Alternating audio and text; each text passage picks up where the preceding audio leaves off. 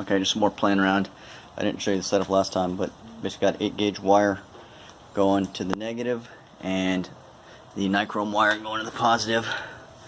So let's pull an arc. And it's going to, well, I'm going to pull it off in a second. Oop.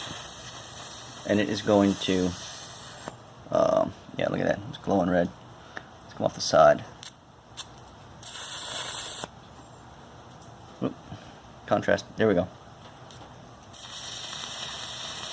See if I can pull them apart from each other. I'm probably going to have a sunburn tomorrow from this. Yeah, look at it. Whew.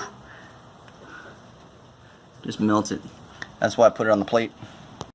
And so what I'm doing here is just basically resistive wire. The resistive wire is controlling the current to about 30 amps, maybe 40 amps. There we go. Let's scratch start. Let's go pull it off the side. Woo. That's bright.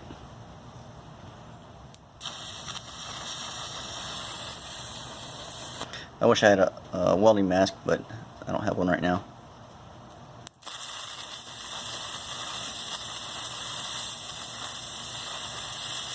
Let's just see how long I can pull an arc for.